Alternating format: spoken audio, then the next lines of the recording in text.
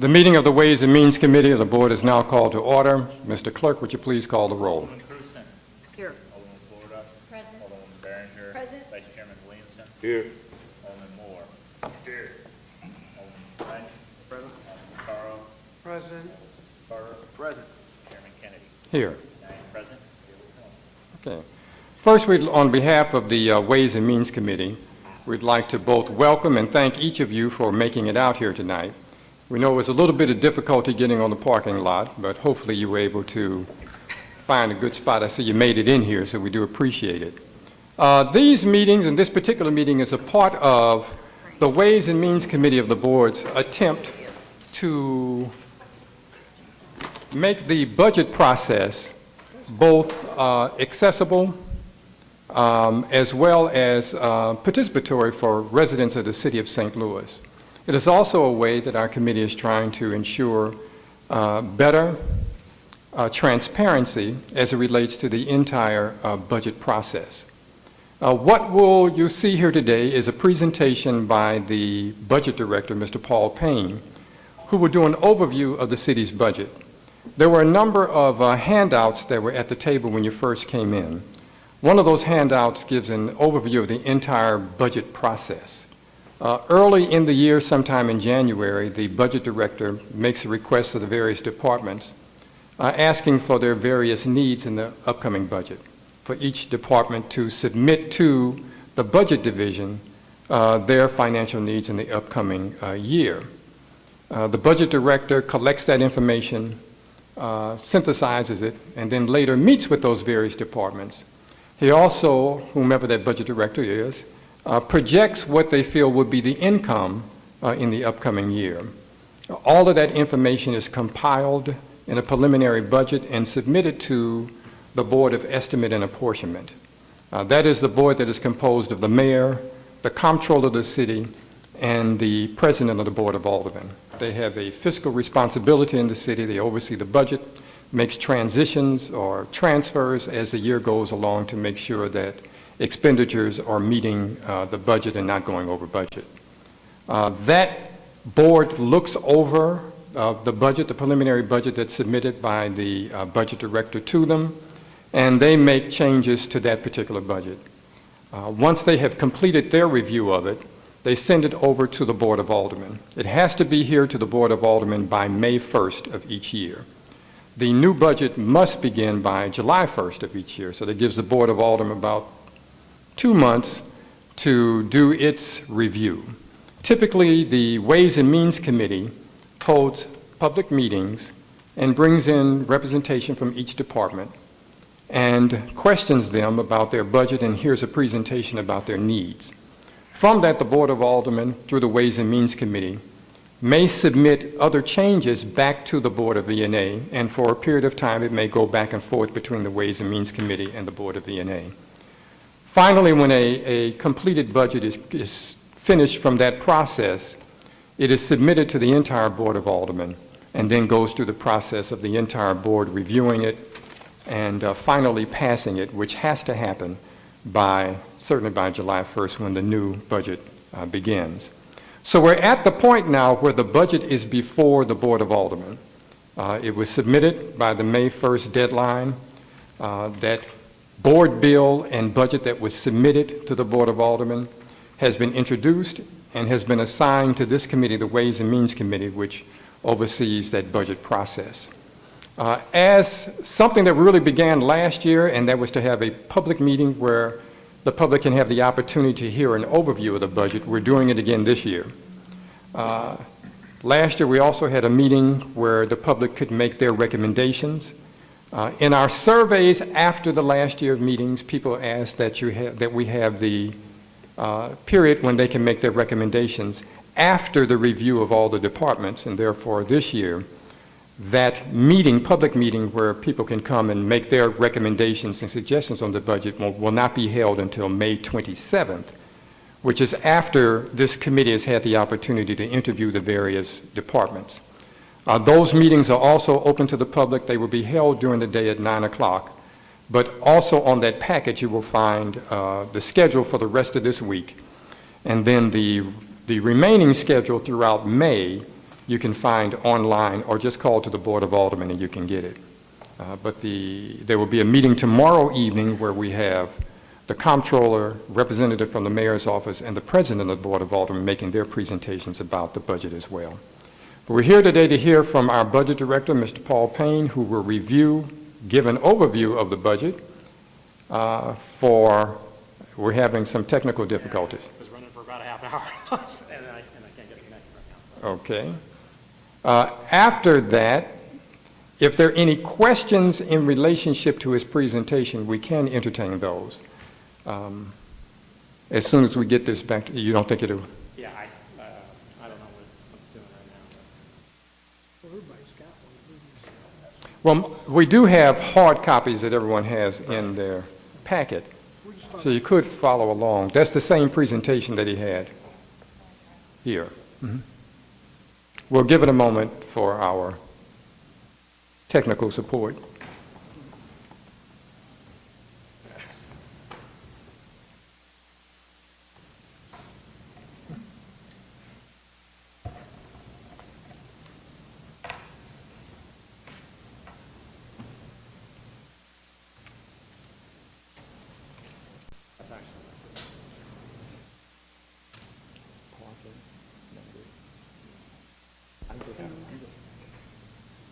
I'm betting 1,000 in a row.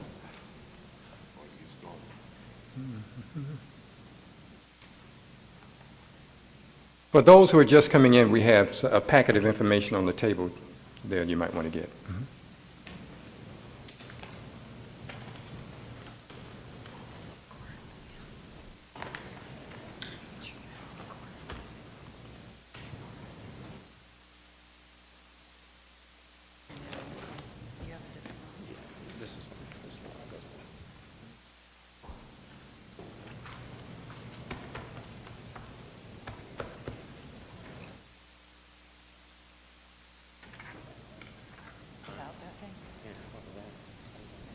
Okay. I always have to use those. No, this is the, well, you don't know if it comes out. This is the alternative. This is the alternative.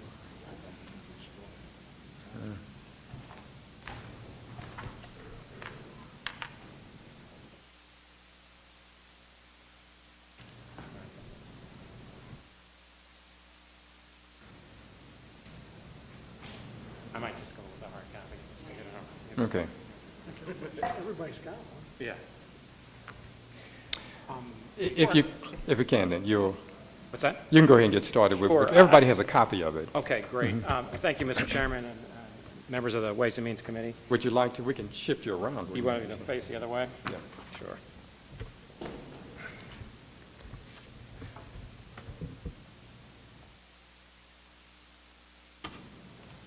Actually, I did have some housekeeping with some reports that you had requested from yesterday's meeting. I was going to present to you, but I'll address those.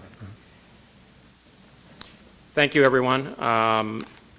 What I'd like to address today is a proposed FY 2015 proposed annual operating plan. Our fiscal year, just for those who are not familiar, begins July 1 and it runs through June 30th. So the process we're going over now is that fiscal year which begins in the 1st of July. The total proposed annual operating plan for fiscal 2015 is $1 billion. That's the first time we've actually gone over that amount. It consists of a number of special fund categories, of which the general fund, which is the city's major operating fund, is the largest, and that is at $484.4 million, which is an increase of 1.1% over the current fiscal year. Special revenue categories, total of about $123.3 million, are actually down about 3.2% over the current fiscal year. That includes categories such as the use tax, gaming revenues particularly, which are declining in the current fiscal year, and other special revenue funds. Grant funds at $60.6 million are up 12.4%. Now that increase is actually skewed a bit because this year we are incorporating the police department's special funds, including asset forfeitures, into that category. So you're going to be seeing that throughout this presentation, where the incorporation, and as a result of local control and the incorporation of the police department fully into this budget, it's going to skew some of the year-to-year comparisons.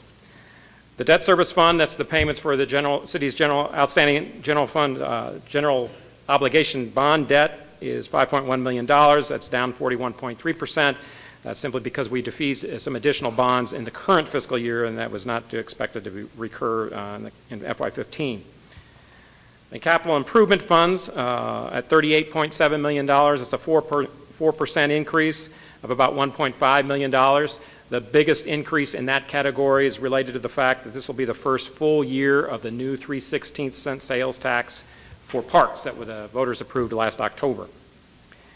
In the enterprise fund categories, the big two items there, the big two departments there are the airport and water division. They total $229.5 million, which is basically flat over the prior year. And then internal service funds. That category is a fund mostly for an accounting purposes where departments charge each other for various services. That's $62.5 million. That's an increase of 25.3%, and that's simply, again, because of the incorporation of the police department. So we have an internal service for gasoline accounts and things like that, which gets charged that fund, and so that's why that increase is there. And you can see in the pie chart on that exhibit, the general fund at 48% represents nearly half of the total budget. Moving to page 3, this is an illustration of some of the major operating revenues for the general fund. Earnings tax growth, which is the largest source of revenue to the general fund, has been positive, although modest, in the current fiscal year. And the payroll tax, actually, after a nice increase last year, has shown a decline of about 0.9% year to date.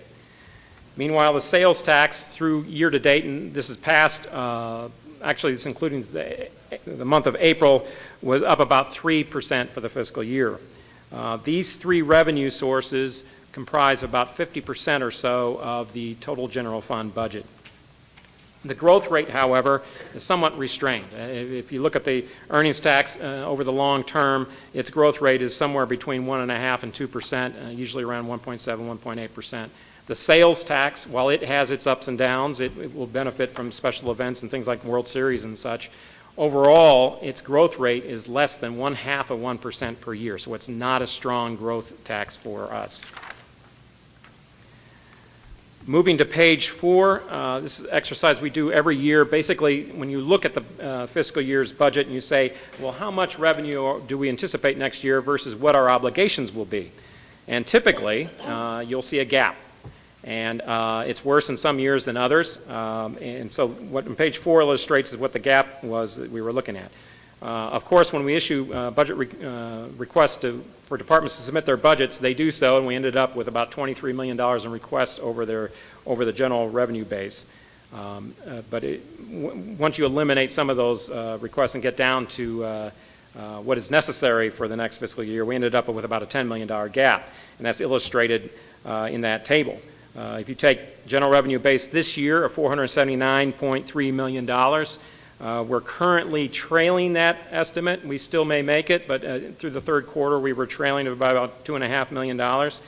Assuming that some FY15 growth of about 1.6%, which is another $7.6 million, you'd be around $484.4 million budget. However, with the increases, if you take 479.3, which is this year's budget, and add in such things as, well, do we want to reallocate from the capital fund this year? That was 2.5. Some of the special funds that we reallocated from this year of 3.5. A decline in some of the special funds, namely gaming, which I mentioned before. Some special increases in lease debt related to the convention center, which we prepaid last fiscal year of $2 million. The police department is up $6.4 million. A big item with them is that they, in order to make this year's budget, they prepaid some of their health insurance costs of about $3 million. The biggest decrease you're going to see in this budget is the related to fire pensions. In the last fiscal year, we enacted some fire pension reforms, and that contributed as well as some market performance with those funds, and you're going to see a decline of about $10 million in the general fund related to that. Other employee pay and benefits were up about 2.7%. That's the full year's cost of this year's merit pay increase. We've got some workers' compensation costs of about $2 million we were trying to address, and I'll address that in a little bit. PDA, that's the Planning and Development Agency, which is currently funded through block grant funds. We're proposing a little bit more of that to be coming out of general revenue next year. The election board, which is a county office, has 4 scheduled elections next year. That alternates each year. In a non-election year, it would go down, but next year is an election year, so those costs go up. As you know, this year was at pretty heavy utilization. It was of salt because it was a severe winter, so there was an increase of about $800,000 in the supply account in the streets department to replenish the salt supply. The corrections division has a rather large medical contractual services account, which was recently renegotiated, and that we expect to see an increase of about $400,000, as well as some typical utility increases related to municipal buildings. So if you add all that up, that's about a $4.5 million budget. There's your $10 million gap. Moving to the next page, page 5, it shows just a brief illustration of how you make up that gap. We've got about budget reductions of about $4.2 million, and this assumes that departments will absorb any cost of pay increases in FY15, which means similar to this year where we issued merit increases, but that the impact of those would have to be absorbed by the departments. And also an initiative to reduce workers' comp costs by 15% and some miscellaneous cuts across departments. We also maintain some of the revenue reallocations that we have been doing in the last few years, including reallocation of half-cent capital funds from the ward and recreation center accounts, as well as a portion of local use tax. And under the special fund balances, in previous years when there were surpluses there, we were able to use that to offset some of our budget gap. But unfortunately, in the current fiscal year, that was not; those funds were not available. Most of those have deficit amounts. Moving to page 6, this is a discussion of city payroll in the budget. Nearly 75% of total expenditures in the budget are related to payroll, and so when you discuss how to bridge a budget gap, it's unlikely that you could do so without addressing personnel costs. In the FY15 budget for general employees, we have, as I mentioned, the full year costs of $2.3 million for this year's 2% merit increase, as well as $800,000 to meet health insurance increases and $200,000 for disability insurance. ERS pension costs, again, declined by about $500,000 in the general fund. But once again, we are not allocating anything addition for pay increase in FY15. The police department includes the full year cost of this year's pay matrix as well as in steps, as well as a $1.5 million, a total of $1.5 million for those increases, and a decrease in the pension costs of about $300,000. This includes a $4.4 million increase in health insurance costs, but like I said, $3 million of that was incurred due to using paying for it prior year from last year to cover this year's costs. Authorized strength is actually up slightly to 1,251. The fire department includes the full year cost, like the police, of the pay and matrix steps of this year's, this fiscal year, of about $700,000 and health insurance of about $200,000. Where the big change, as I mentioned, was in the contributions to the pension systems.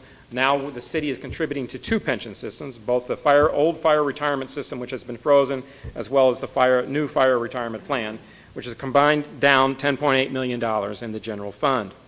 This also proposes a reduction of 7 positions in the inspection unit following the building division's assumption of those kind of duties.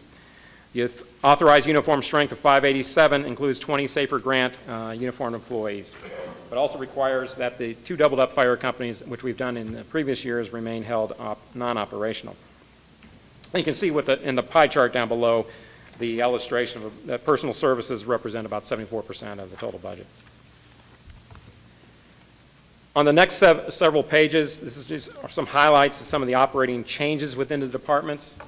In the area of general government and finance, most of the changes I've talked about in terms of the personnel increases related to pay, but in the Department of Personnel itself, there is a $150,000 item for exams for the fire department to begin new recruit classes. That list has been getting somewhat dated, and now that it is proposed to get that renewed. Also, about $200,000 in positions for the city councilor's office, which was funded in a special fund, which are now been utilized. The surplus is no longer there, and so we have to absorb those within the general fund, as well as a $600,000 cost to our PFPC, which is a judgment account we're using to replenish the judgment account because the state, with the assumption of local control, the state no longer assumes any of those costs. In the citywide accounts, this is a citywide category is a budget unit we use to charge for various items that are generalized for departments citywide. That's where the workers' comp costs have previously been budgeted. We are proposing that those costs instead be distributed across departments and target a 15% reduction. Unemployment costs were down about $200,000. They're also in citywide accounts, as well as things like the assessor subsidy, which was down, and some of our lease debt obligations.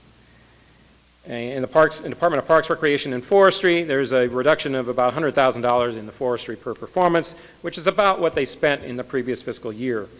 Otherwise, the only change there is a shift from the park rangers, the Parks Division, to the Police Department. So there will be a separate unit within the Police Department. In Judicial Office category, this is where the circuit courts and clerks are involved. The biggest change there is a consolidation of the clerk's office of the clerk with the office of the General Administration of the Circuit Court. So those two office units have been combined. The drug court remains subsidized with $312,000 in the Public Safety Prevention Fund. In the category of county offices, I had mentioned the biggest change was Board of Elections. There are some minor changes related to the medical examiner, which sees an increase each year related to medical examiner contractual costs.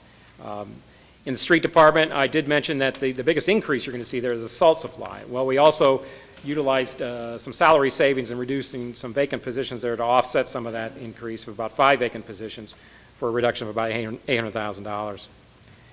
In the Department of Public Safety, other than the fire and corrections I talked about earlier, there was the reduction in the fire department, which I also mentioned, related to their fire prevention duties of about 7 positions, and the building division went up by about 2 positions because of that change. The Board of Public Service, which is the engineering department for the city government, there was a reduction in fleet supplies simply because this year we did actually buy some more rolling stock equipment, so we should see some reduction there. However, a large part of that is offset by the increase in utilities. So there's your total reductions overall of about $4.2 million. On page 9 is an illustration of the continued reallocation of special revenues and balances. From the half-cent sales tax, that's about $2.5 million. $2 million of that is from the ward accounts, and $500,000 is from the recreation accounts. Should point out that the ward accounts will be, however, seeing an increase of about $500,000 simply because now we have a small surplus as opposed to a deficit when we were doing this at the same time last year. Forest Park Fund includes about $610,000 for payment of Forest Park utility costs. And as I mentioned, we have the drug court subsidy in the public safety half-cent sales tax of about $300,000. And we are continuing to reallocate $2.5 million from the local use tax fund from affordable housing as well as building demo funds. And so you have a total reallocation of $5.9 million. And from the special fund balances, you can see, particularly in the gaming fund and other special revenues, where a lot of those actually created more obligations on the general revenue because they were in a negative category of a total of $1.6 million. On page 10, this is an illustration of the general fund revenue outlook. As I mentioned, the earnings tax is the largest source of revenue of the general fund. It's projected to be $156.1 million, which is a 1.8% increase, which is about average for the period of time in which there is growth.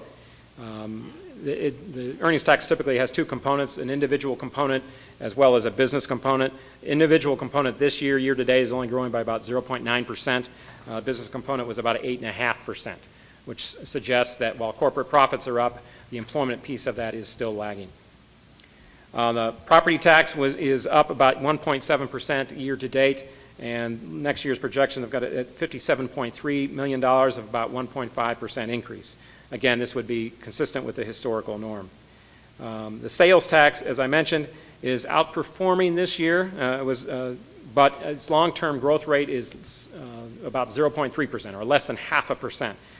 So expecting that this is outside the norm, given the particular events such as World Series and the like, projecting a slight decrease next year of 0.7% for sales tax to total at $48.8 million. The payroll tax is a 0.5% tax on payroll, similar to the earnings tax. It grows in a similar pattern, though with a different base. It's somewhat slower. It's based on for-profit, whereas earnings taxes encompasses both nonprofit and for-profit companies.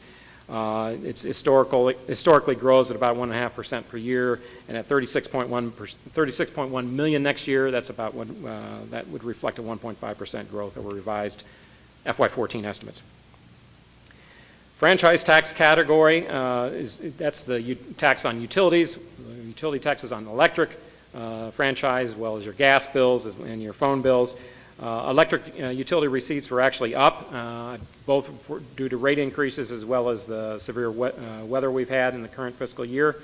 Surprisingly, natural gas receipts were only up 0.3%, which tells us that while utilization of natural gas was up, the rate continues to remain suppressed, so that from a revenue standpoint, there was not a major increase there.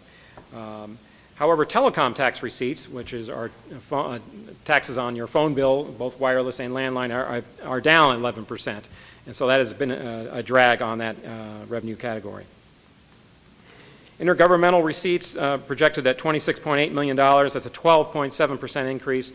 Most of that increase projected is related to the fact that we are in the current fiscal year lagging in Medicaid and Medicare receipts from our EMS runs. It is expected that, however, that whatever we fall behind in the current fiscal year will catch up for next fiscal year. So much of that is not actual growth. It's just that revenue received in the current fiscal year will probably be more likely to be received in the next fiscal year. And that explains that growth in that category. Licenses in that category of $16 million, it's primarily flat. Those are fixed fees, typically. The largest one being the graduated business license tax, which generates about $7 million per year. We also receive amusement tax receipts from the Rams and other entertainment facilities. In the departmental fees and fines, there are a number at $53 million. That's a 2.4% decline over the current fiscal year. We are seeing declines in both court fines, primarily due to decline in the red light cameras, which revenue, which I'm sure you've heard, is still being collected, but is being paid into escrow pending litigation, which is underway. EMS revenue, as I mentioned, not only on the Medicare side, but on just the general side, has declined in the current fiscal year and expected that to catch up next year. We also have seen some increase or a decline in the building fees collected this year, but Building Division projects that these, with some major projects in the pipeline, that we should see an increase in the coming fiscal year. And the other category represents transfers, $34.9 million. Most of that is related to restaurant and hotel taxes, which have seen a boost this fiscal year. Restaurant tax was up about 12% through the third quarter, and hotels were up 6%. Fortunately, that's a smaller piece of the budget, but nonetheless, they were up, and so it does contribute to the revenue outlook for the current fiscal year. On page 11, and I'll go through this quickly, I've pretty much addressed a lot of the expenditures in the general fund. I did want to point out that where you see an asterisk in these account categories, this reflects that there was some reorganization related or realignment related to the police department. So in the area of general government, it's $22.7 million. That's a 9.2% increase.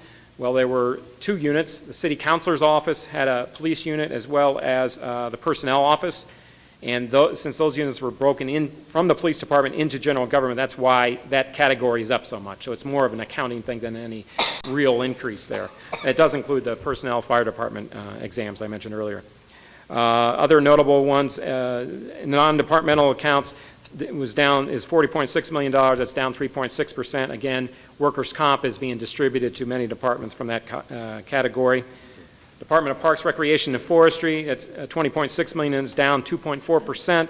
That's, again, the Rangers unit from the Parks Division, which is being moved to the Police Department.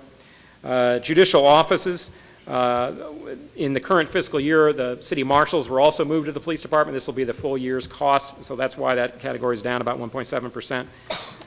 Under the county offices at $9 million, that's up 10.8%. That again, Board of Elections, nearly all that increase is related to the fact that we have 4 elections next year. The decrease in public safety, again, is related to many of the units that moved from the police department to these other departments. So that's why you see a decrease of 2.3%. But it still remains at $265.9 million. It still remains the largest unit of city government. And the other major increase at Board of Public Service, Facilities and Equipment Services, those are 2 units, again, moved from the police department to that department. And if you look at the pie chart down below, you can see the distribution by department, with public safety at 55% of the total general fund budget. Moving to page 12, this is a discussion of some of the highlights in the special funds. The local use tax up 7.2% year to date. Primarily that was anticipated because of the new 3/16 sales tax. So it's tracking about $30.1 million, which is close to original estimate of 29.8. The FY15 budget, however, is down $1 million because last year's budget included a prior year fund balance. It does continue the reallocation of about $500,000 in the affordable housing funds. However, the affordable housing program continues to allocate $5 million for housing programs with funds released from prior years.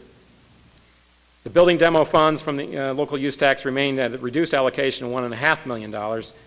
And the health department, which is funded primarily from local use tax in addition to their grants, is up a modest 2.3%, and you won't see many changes. You'll just see a realignment of some positions among the divisions with the focus on communicable disease control and family health. And the lead and building demo funds, these are special funds funded through building permits and the like for addressing lead prevention, lead poisoning prevention, as well as building demolition. 2 of those funds, the lead fund had been in deficit situation in recent years. However, a new ordinance which provided additional fee revenue has restored that fund to a positive balance.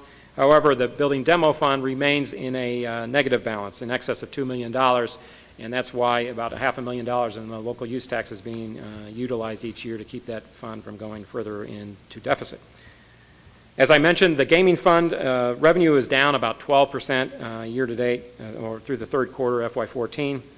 This has a twofold impact in that both it's about a $1.4 million shortfall in the current fiscal year, as well as next year's revenues need to be adjusted $1.4 million. So the general fund typically picks up that shortfall, and which creates that additional challenge and balance in the budget for next fiscal year.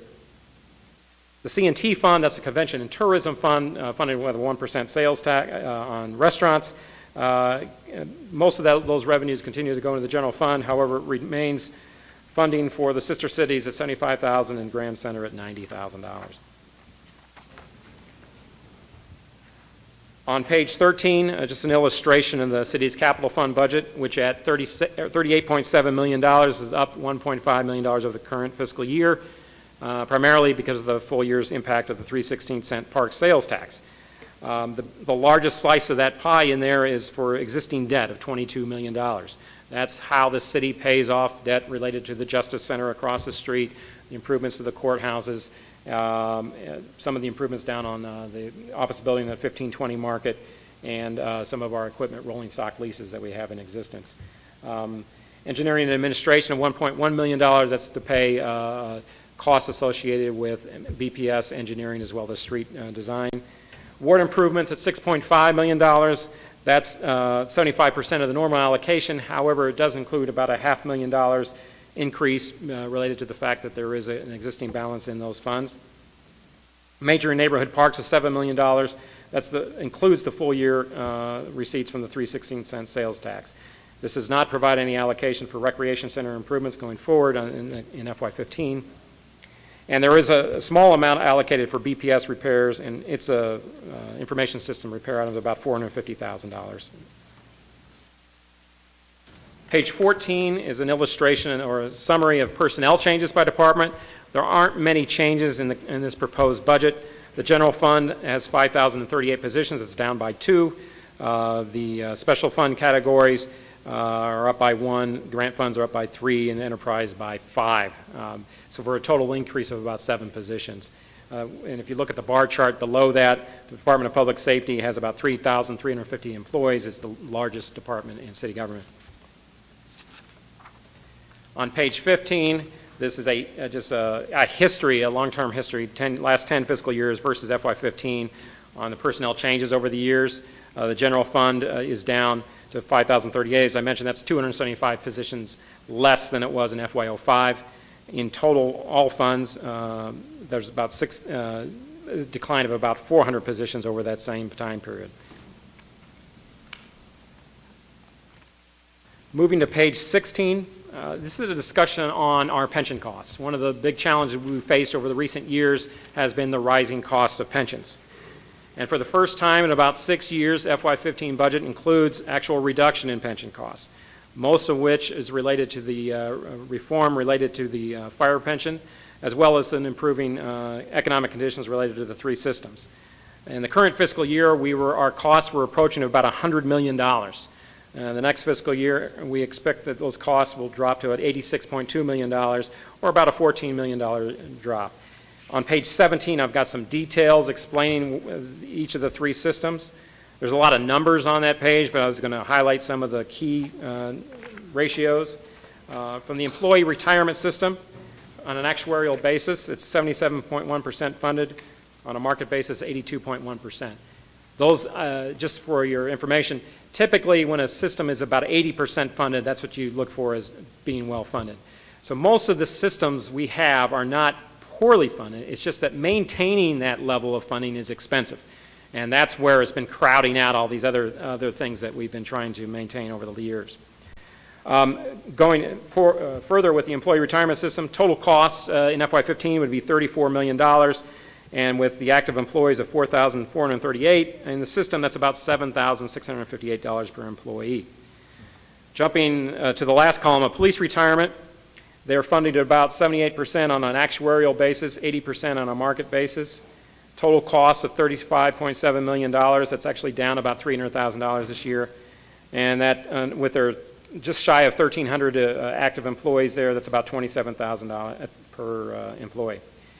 In the fire retirement system, as I mentioned, there are 2 systems. The old fire retirement system, which was frozen as of February 1st of last year, and then a new system, the fire retirement plan, which assumed all the liabilities going forward. So the city is going to be making contributions to both systems. But collectively, so if you look at the total pension cost, $7.5 million to the old system, is well, including $6.5 million in debt service, and $8.9 million to the new system, for a total of $16.4 million. In all funds, that's a decline of $12 million in the current fiscal year. In the general fund side, that's about a $10.7 million reduction there, and I can break that up into 3 reasons for those reductions. $3.7 million of that was related to the market performance. The fire retirement system has a 3-year smoothing of its assets, and so now losses from 08 and 09 have fully been recognized. So any gains are incorporated into those returns. $3 million of reduction related to the fact that benefits were changed. So one of the goals of pension reform was actually to reduce costs, and so we are seeing that with a $3 million reduction in the contributions. And then $4 million of that was related to the change in evaluation methodology. That's, in technical terms, it's entry age normal, which basically is just a different way of valuing the system. It's a recommended way of valuing the system. However, it does not actually reduce costs, because eventually, over a 30-year period, you're going to be paying those amounts anyway. So that's a snapshot of where we stand on pension costs today. Finally, on page 18, basically the summary, the total FY15 budget is just over $1 billion, a 1.9% increase of the current fiscal year. The general fund budget is $484.4 million, or up 1.1%, and it bridges the $10 million budget gap. It's a $4.2 million in expenditure reductions, as well as $5.9 million in revenue reallocations from the capital fund, use tax, and other special funds. The total budget includes a net reduction of 2 general fund positions and an increase of 7 positions in all funds.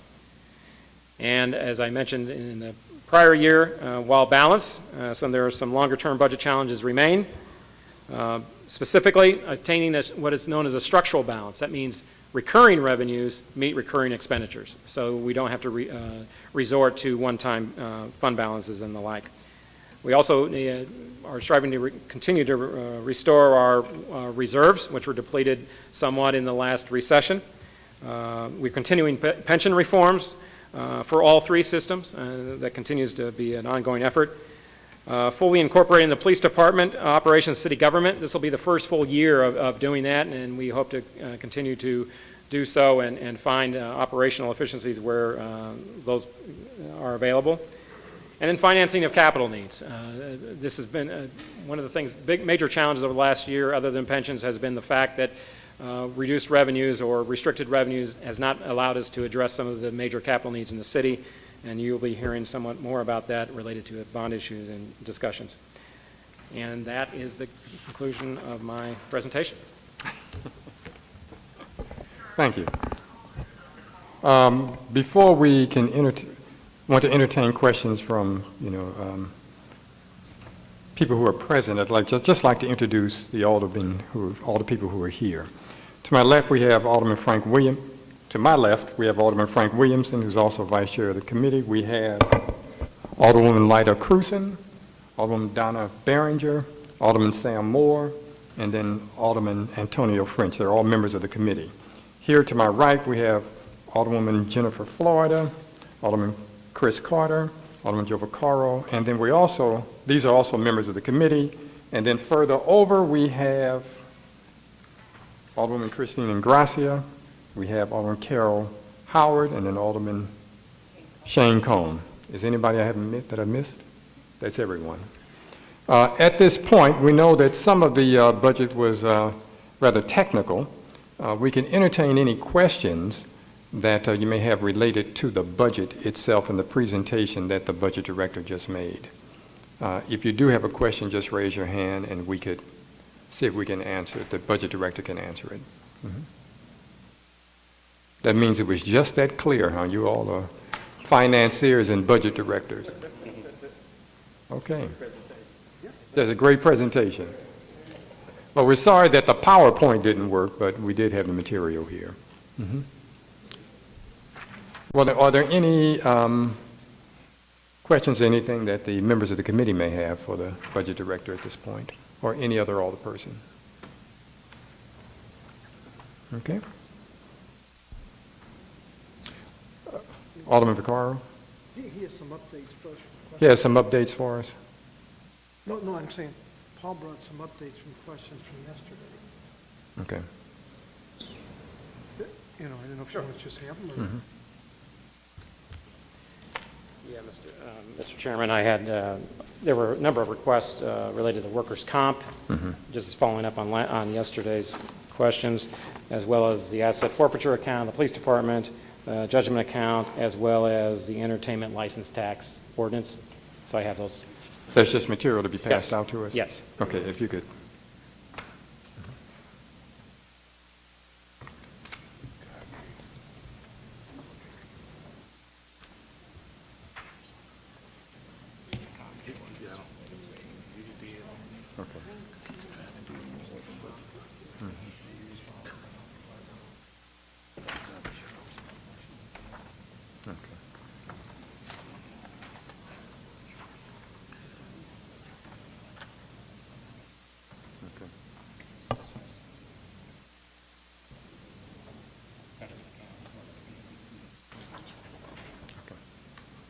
We have the copy, so I'll get it to everyone.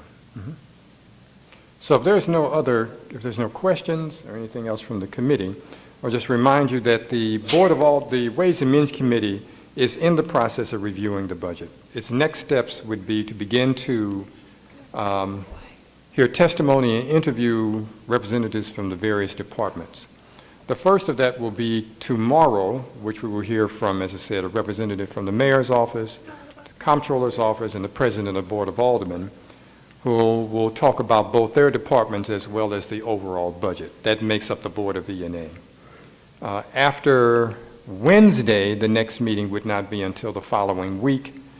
Those meetings will be at 9 a.m. in the morning, but they will also be aired on the city station. That the Ways and Means Committee will be looking at other departments and interviewing them and hearing their needs.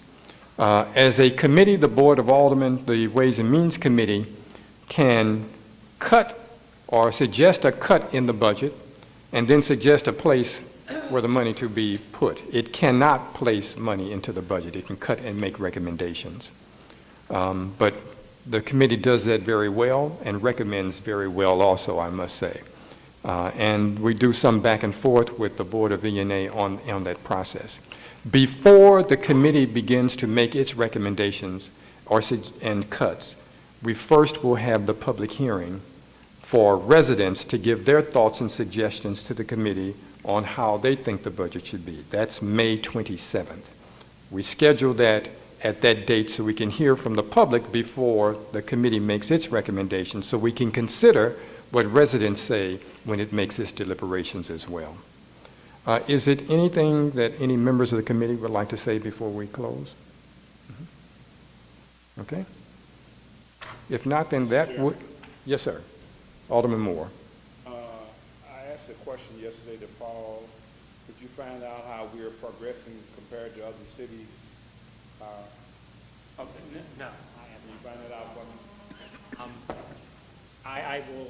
I will check on what resources are available, but we can discuss that. Okay. Well, I would just like to point, you had something else? I would just like to point out one other thing, that is that St. Louis is celebrating its 150th anniversary as a city. 250th. Well, you know, I like to think of it younger. At 250, well, we know this much, that has been 250 years of struggle and evolution, because we know that those amount of years ago, you would not see these women sitting here as older people, or these faces of African Americans. And so then that means this has been a city of evolution and struggle. And we can celebrate that portion together as the city moves past 250 years. Get me straight on that now. But let's remember that as we see the cake sitting out in front of the City Hall, that it is celebrating that, but it has come after both struggle and evolution. And that is something that we need to continue, because not all of the social problems of the city have been solved, nor have they of the country. So we have a lot of work to do, but we're certainly not where we were 250 years ago. So there's no other statements, then we'll close out this meeting today. Thank you all for coming. Sorry if you had any problems on getting on the lot, but we're trying to resolve several other issues. Thank you for coming.